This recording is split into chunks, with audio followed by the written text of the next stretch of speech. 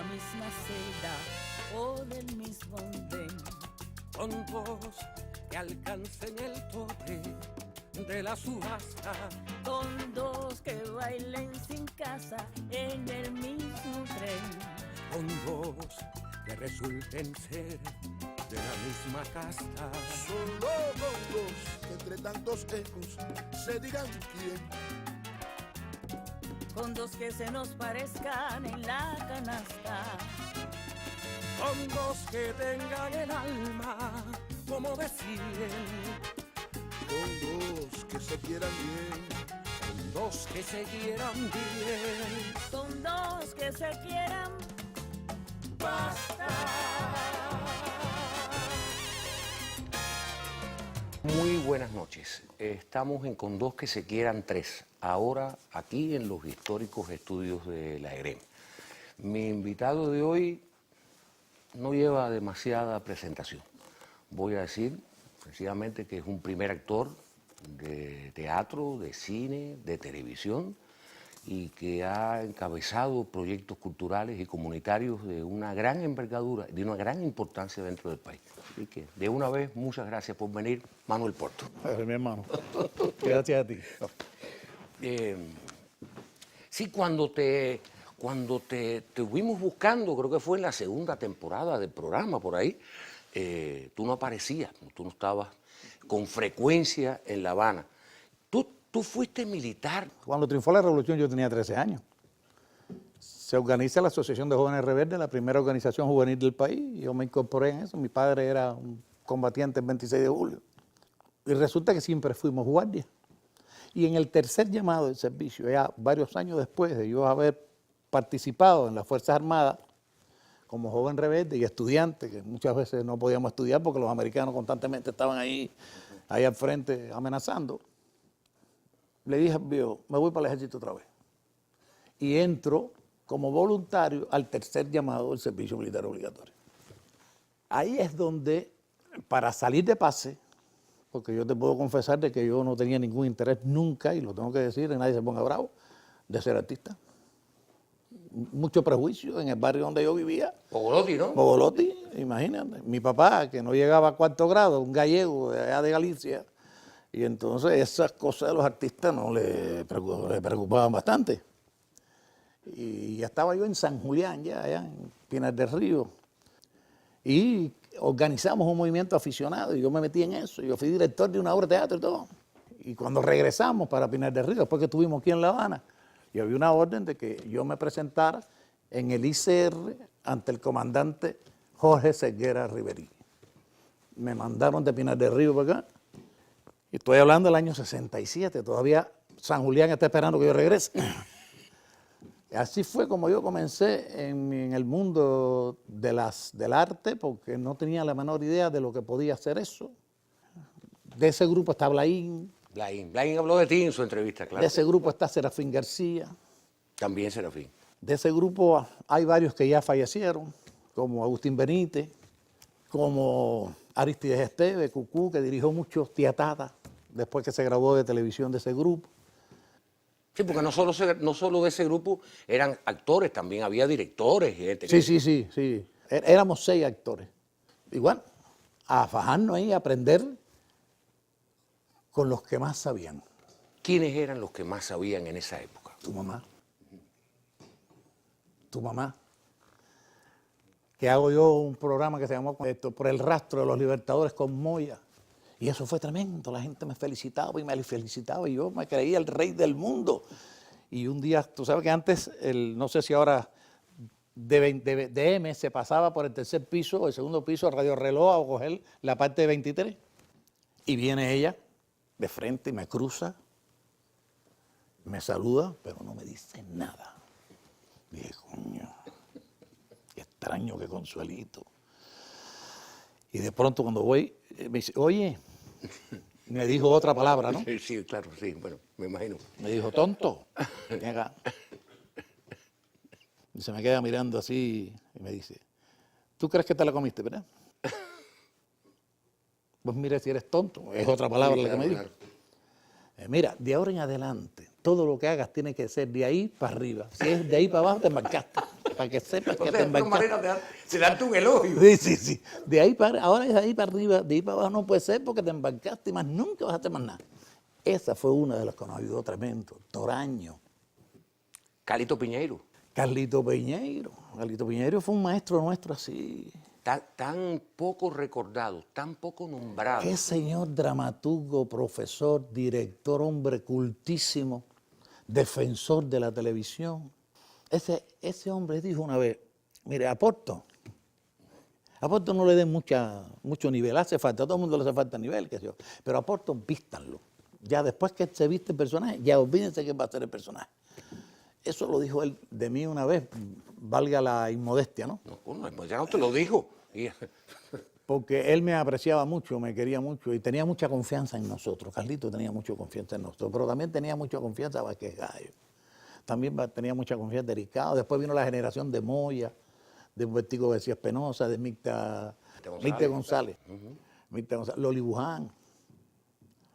Yo hice un serial con Loli muy interesante que se llamó Para empezar a vivir. Era un personaje muy chiquitico, que nadie se lo quería Que ahí hacer. trabajaba Miriam Mier, ¿no? Miriam era la protagonista. La protagonista. Yo salí en 2 capítulos, que era el hermano de Miriam que iba a matar a una mujer. Lo mandaron a matar, la mafia mandó a matar a esa mujer, a esa cubana que era de Afante, y resulta que esa era mi hermana. Miriam era la hermana mía, que yo me había ido antes, y ella estaba infiltrada en los contrarrevolucionarios. Y nadie quería hacer ese personaje. Cuando yo leí, le digo, no, eso se lo hago yo, eso hay que aprender de Miravalle. Hay que aprender de Miravalle. Miravalle cogía los no, este es muy grande, dame este. Este Y chiquito, esos ¿ves? eran impedecederos después. ¿Cuál es el método que tú utilizas para aprenderte los textos? Porque cuando tú haces un personaje y otro, y otro, y otro, y otro, y otro, tú nunca eres Porto, siempre eres diferente. Es una cosa que llama mucho la atención. Hay veces que en películas lo recuerdo, en novelas lo recuerdo, en aventuras lo recuerdo, pero por ejemplo, en la película fue Cuba Libre, ¿no? Tú haces un personaje... El cura. El cura, o sea... No, y ahora acabo de hacer un serial que es tremendo, Sí. que es sobre el polo científico, los científicos, yo hago un científico. Y lo Sí, que hay pero que el hablar cura es de de no Cuba sé Libre, cuántas el cosas. cura de Cuba Libre tiene todos los matices, y no sé si tú lo Sí, aprecias yo como estoy de lo acuerdo, aprecio yo estoy de como- acuerdo, yo estoy de acuerdo. Y además son textos muy que tienen que ser así. Que Pero no tú puedes- tienes un método. Lo lees. Yo creo que- A ver, ¿cómo funciona eso? ¿Lo lees 3 veces? ¿Lo lees 4? Mira, es que es muy difícil no hablar de método, porque como casi todo el mundo habla de método, y yo si no hablo de método, la gente dice, este está No, loco. no.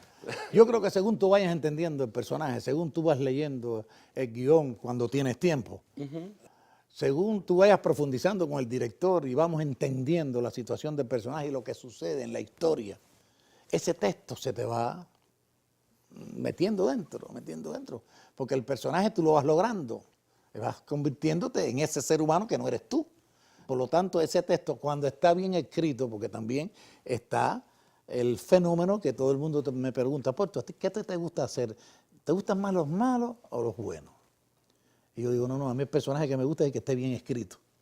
No me interesa que sea bueno o malo, porque ese es el personaje bueno, el que esté bien escrito. Cuando el personaje está bien escrito, cuando los textos son buenos, cuando es lógica la historia que estamos enfrentando, el texto se te va metiendo dentro y la memoria empieza a funcionar porque la memoria se entrena. Hay veces que los directores nos dan licencia para cambiar algunas cosas que son las mismas, con un sinónimo que a los actores les es más fácil, les es más cómodo decir, para no perder tiempo y no pierde sentido lo que se está diciendo. Hay otras cosas que sí te las tienes que aprender sentado en la casa y repitiendo y copiando, que son textos históricos, textos científicos. Sí, eso no los puedes... Eso no ahí se puede cambiar. improvisar. Ahí no se puede cambiar nada. Ni siquiera aportar, porque no tiene que ser así. Porque así lo dijo fulano. Por ejemplo, hay grandes actores, más jóvenes y menos jóvenes, que la gente dice, qué buen actor es. Saben hacer una obra popular con el lenguaje de hoy, pueden hacer un criminal, pueden hacer un carnicero, pero cuando tú les dices, tiene que hacer Shakespeare o Lope de Vega o Alejandro Casona o Tennessee Williams o cualquier otro, ahí ya no saben. ¿Tú crees que un actor tiene, y en el caso tuyo mejor, porque ni quería ser actor, en el caso tuyo, que te manejas tan bien en ambos mundos, ¿a qué tú se lo atribuyes entonces? Porque tú lo mismo puedes hacer un cheo, un criminal, un personaje más cubano del mundo, un divorciado, un abusador, un cura, y a la misma vez también hacer personajes clásicos. No, mira, yo creo que ahí hay que obligatoriamente los personajes clásicos ir a los textos, buscar los textos, estudiar los textos, personajes que tú no tienes vivencias de ellos, que no viviste la época. Pero mira, a mí Carlito me dijo una vez una cosa que yo con los años, yo creo que es cierto. Fíjate que digo creo, para no caer en contradicciones. Y con Carlito quien Piñero, no, estamos hablando todavía de Carlito Piñero. Me dijo, mira, interpretar es más que actuar. Hombre sabio. Y digo, ¿por qué, profe? Nunca estés contento cuando te digan qué bien te quedó la actuación. Está bien. Pero eso quiere decir que se dieron cuenta que tú estabas actuando. El actor tiene que lograr interpretar de tal manera que los que te están viendo se olviden que tú estás actuando. Ahí es cuando tú interpretas de verdad el personaje. Y le dije, caramba. Y eso es lo único que yo, una de las cosas, no es lo único que he tratado de hacer cada vez que enfrento un personaje. ¿Cómo lograr de cuando tú me estés viendo por la pantalla o en el teatro, en el cine, incluyendo el radio, lograr que ese personaje, o yo llenarme del personaje, que el personaje se llene de mí, para que el que me esté escuchando, me esté viendo, crea en ese personaje y no en mí, que se olvide que yo estoy actuando, que es muy difícil, no siempre se logra.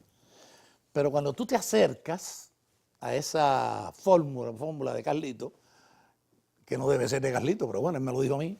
Fue el que lo dijo. Yo era un analfabeto en eso. Yo era un guajiro ahí al lado de Central Toledo, al lado del Pogolotti, cortando caña para las vacas. Mi papá, recogiendo sancocho para los puercos viejos. Que yo iba a pensar que un día iba a hablar con un señor que se llamaba Carlito Piñero, que era un dramaturgo y un hombre de... Pero... Que siempre daba buenos consejos, además. Siempre. Era muy cariñoso, Todo el muy mundo. bueno, muy Los bueno. Catamillos, no sé Igual que actor. Miguel Navarro. Miguel Navarro era una cosa así que tú no sabías cómo ibas a tratarlo, porque siempre estaba detrás de nosotros para orientarnos, darnos consejos. Eran muchos esa gente que nos acogieron. Pues nosotros no sabíamos nada de eso, nada. Salíamos en movimiento aficionado a las Fuerzas Armadas. ¿Qué es eso? Eso es entre nosotros mismos. Sí, claro, era como un jueguito, por eso tu papá te decía, oye, ¿qué jueguito es ese? Sí, claro, ¿qué es eso? ¿Qué jueguito? Así decía bien. Pero de todas maneras, ahora que hablaste, llevas rato hablando de fulano que murió, mengano que murió, fulano que murió. ¿Cómo tú has podido manejar? Tú eres un hombre de carácter, no solo eres un actor de carácter, sino que eres una persona que tiene carácter, pero ya empiezan a doler más las ausencias. ¿Cómo tú las manejas? Con dolor, pero al mismo tiempo con alegría. Pues esa gente conocieron a mis hijos. Éramos la juventud que es ahora, éramos nosotros en aquel tiempo, que estábamos aprendiendo. Me duelen a veces mucho y otras veces me tengo que reír con las cosas que pasaban. ¿Cómo te acuerdas de las cosas esas cosas que tenían ocurrieron? Enrique Peña? Bueno, yo recuerdo, muy bien que lo recuerdo, tú estás con un grado de popularidad importante en la televisión, haciendo grandes papeles, súper pegado, todo el mundo te conocía, todo el mundo te saludaba en la calle, y un buen día desaparece Porto y va a parar a la Ciénaga de Zapata, creando un proyecto comunitario de mucha importancia. ¿Cómo fue el proyecto Corimacao? ¿Cómo te seducen a ti de que tú abandones una vida aquí en La Habana y te vayas a vivir a la Ciénaga de Zapata? Porque fue como una especie de emigración al revés. Todo el mundo viene para acá y tú te fuiste para el otro lado y para la Ciénaga nada más y nada menos. Pero para hacer esa historia te hace falta otro programa, pero voy a tratar de resumirlo. Nosotros estábamos terminando la novela Cuando el agua regresa a la tierra, en la Ciénaga. Yo estaba ahí desde el año 89. Y un buen día estaba yo filmando en un lugar que se llama Los Hondones y apareció el comandante Faustino Pérez, que era el que estaba al frente del plan de desarrollo Victoria Girón, uno de los hombres fieles y extraordinariamente revolucionarios al pie de Fidel ahí hasta que murió. Y me pide que si yo podía darle una cita, una entrevista, yo darle una entrevista al comandante de la revolución. Pero bueno, él es un hombre tan modesto, tan sencillo, que es tremendo. Entonces, sí, comandante, cómo no. Y me explica dónde él estaba viviendo. Él vivía en una casa de guano, ¿no? Un televisor ruso, 2 sillones. Y entonces me pidió que él quería que yo lo ayudara a hacer un movimiento, un movimiento cultural en el territorio. Yo fui muy sincero con él y dije que yo no podía hacer un movimiento cultural. Me decía, pero ¿por qué? Le digo, yo no soy un hombre culto. A mí me parece que los que dirían la cultura deben ser hombres cultos. Yo lo puedo ayudar a hacer un movimiento artístico, ¿no? Yo conozco un poco de teatro, tengo cierta gusto para la música, me gusta la danza, me gusta verla y tengo criterio. Eso yo lo puedo ayudar en eso, ¿no? En la plástica tengo cierto, que es lo que he aprendido como actor, que necesita todas esas cosas para poder actuar, pero culturalmente ya esto es mucho más amplio. Porque tengo mi criterio de la cultura y del arte. Yo creo que el arte es parte de la cultura, no es la cultura misma. Me digo, bueno, está bien, movimiento artístico. El problema es que yo considero, Porto, ahí fue donde me mató, que un territorio no se puede desarrollar ni económica ni socialmente si el arte no juega un papel fundamental en ese desarrollo. Ahí me mató. Pues yo soy artista. Ya yo no era el prejuiciado, ya yo era Manuel Porto en Cuba. Y eso porque después de los prejuicios me di cuenta la extraordinaria función e importancia que tiene los oficios de artista. Vamos a hablar de oficios, las profesiones de los artistas, desde el punto de vista social, humano, ideológico, político. Qué importancia tiene el arte y cómo lo debemos manejar para que le haga mucho bien a las personas y no daño a las personas. Digo, bueno, mire, vamos a hacer una cosa, vamos a hablar con el ministro, que era Jara, porque yo estoy terminando la novela, yo tengo unos meses, unos años, hace como 4 años, 5 años que no cojo vacaciones. Yo creo que sí, que yo me podría quedar un tiempo aquí con usted, 5, 6 o 7 meses, para ayudarlo a organizar este sueño que tiene usted. Ya en este interín ya yo me había separado de la China, ya estaba conociendo a la madre de mis hijos, una extraordinaria mujer. Y entonces ya yo estaba coqueteando con Lila, Sí, pues eso, mi esposa hace 30 años. Hace 30 años, o sea, coqueteando con Lila hace 30 años. Oye. Pero que Lila es de ahí. Y entonces le digo, hable con Hanna a ver si me autorizan a quedarme aquí un tiempo con usted y a ver qué sale de esto, porque yo enseguida pensé lo que había hecho en San Julián, cuando estábamos en Movimiento Aficionado, lo que había hecho en Angola, cuando tú y tu mamá fueron, que yo estaba tratando de organizar cosas, no? que te digo que el teniente me castigaba con más horas de guardia, cuando me llamaba la dirección política de la misión, me llamaba para que yo dirigiera los espectáculos, y cuando regresaba me ponía más guardia, porque decía que yo estaba paseando, jugando. Esos son criterios que existen, pobrecitos algunos. Y yo pensé en eso inmediatamente, cómo ayudar a Faustino con esa experiencia, o con esa pequeña experiencia. Pero pensaste que eran 6 meses, 7 meses. Sí. Pero lo que ¿cuánto pasa duró es que eso? Faustino muere. Nosotros aprueban el proyecto Jara el 6 de marzo del 92. El 12 de marzo se aprueba en el gobierno provincial. Ya yo me había reunido con Jara, ya Jara había ido 2 veces a la Ciénaga hablando de este fenómeno y me pregunta cuándo yo tengo el primer espectáculo.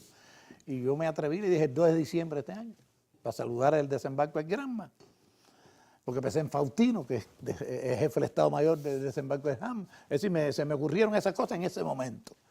Y cuando saco cuenta, le digo, coño, estoy en el mismo año, estoy embarcado. Ay, se me fue. No y entonces digo, bueno, y ahí empezamos a movernos, a captar gente en movimiento en toda la Ciénaga, pero lo extendimos a Güey. Y ahí se creó lo que era el embrión, porque primero se llamó Proyecto Artístico Experimental Ciénaga de Zapata, y después tomó el nombre del Conjunto Artístico Comunitario Corimacao.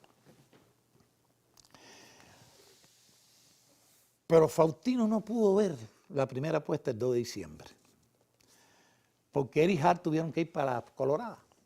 Fidel los convoca para las Coloradas, pero se conmemoraba un aniversario del desembarco del Granma. Y entonces me dicen, vamos a hacerlo el 26 de diciembre. Le digo, entonces, pero vamos a hacerlo no en Girón, vamos a hacerlo en Playa Larga. Y así hago una puesta allá y hago otra puesta aquí. Me dice, perfecto. Y Faustino muere el 24 de diciembre del 92.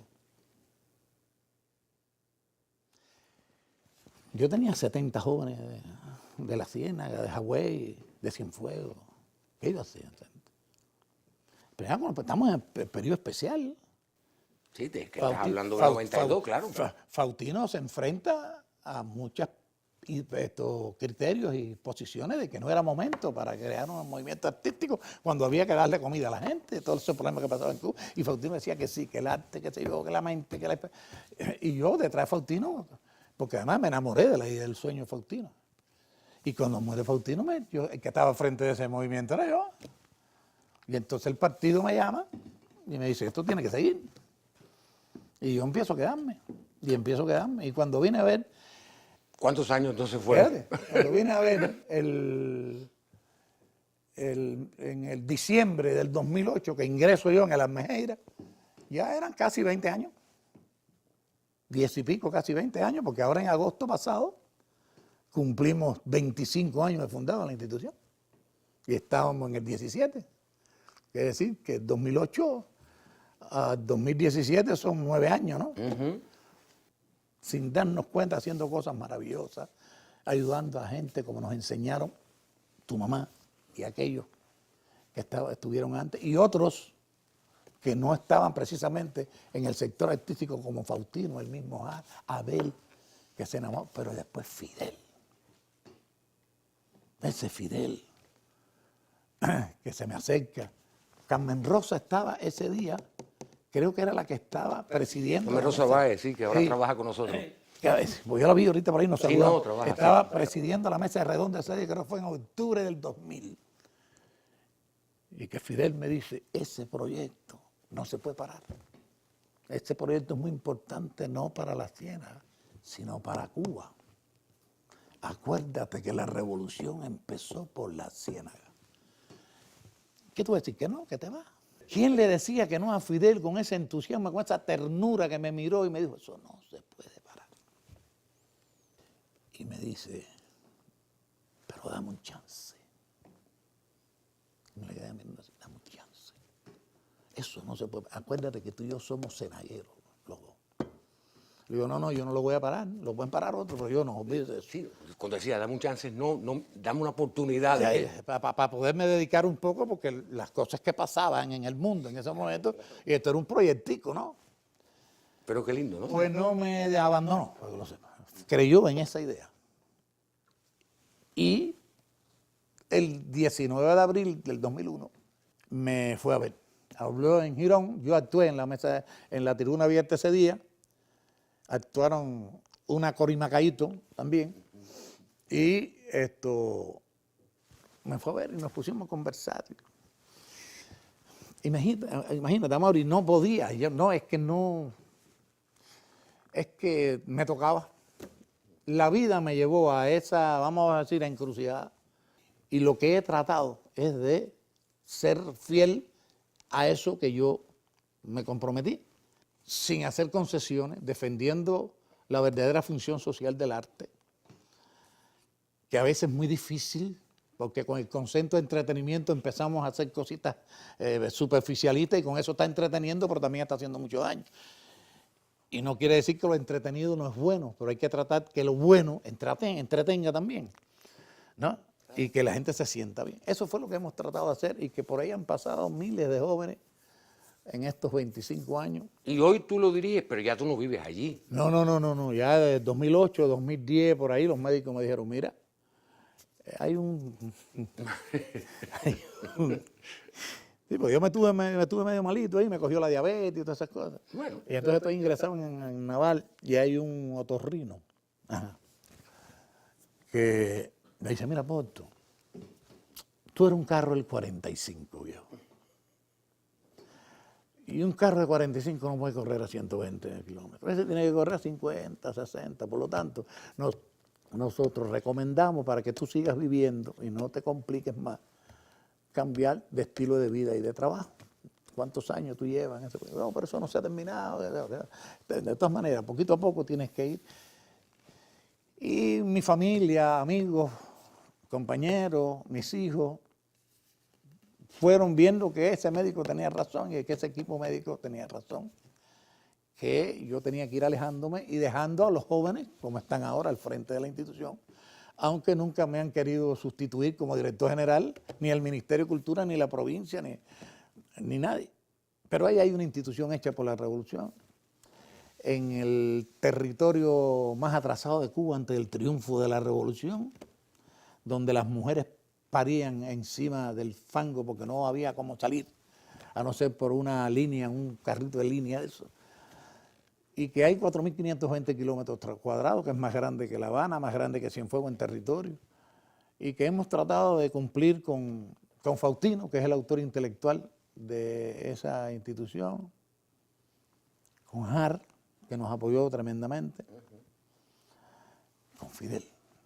Ahora, pero cuando ya tú te estableces en La Habana, independientemente de que tú ibas y venías en algún momento, y yo alguna vez que vi que te entrevistaron en televisión, no sabe yo si lo leí, quién sabe, tú reclamabas que para las personas de tu edad se escribieran papeles. O sea, últimamente no se escriben papeles para las personas de tu edad.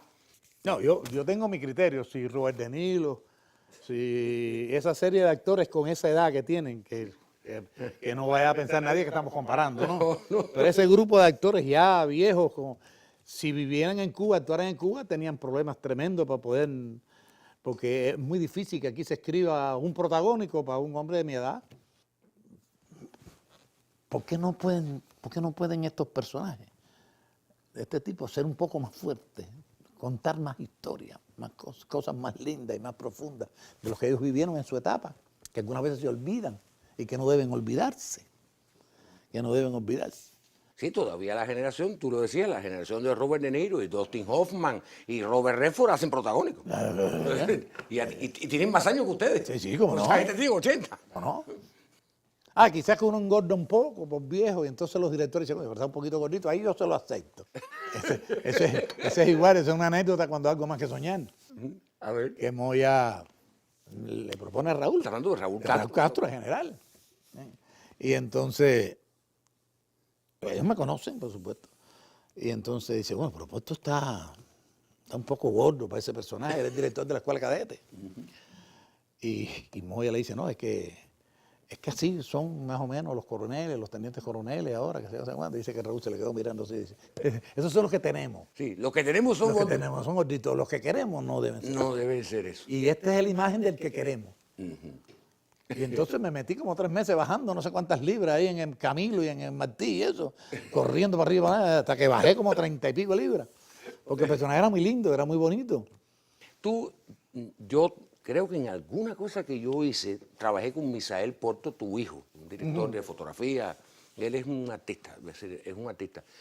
¿Qué hacen, a qué se dedican tus otros? Bueno, primero Misael, ¿qué opinión te merece su trabajo? ¿Y tus otros hijos a qué se dedican? Bueno, el otro de Amuí está en Portugal. Está en Portugal. Está en Portugal. Se dedica a ser portugués ahora. Sí, se dedica a ser portugués. Es de Lila, que yo lo cogí de 7 años, Arturito, es uno de los productores del Corimacao, porque él nació en el Corimacao. Desde los 7 años está en el Corimacao, se hizo hombre, estudió, que se yo de cuándo, y se convirtió en un productor del Corimacao.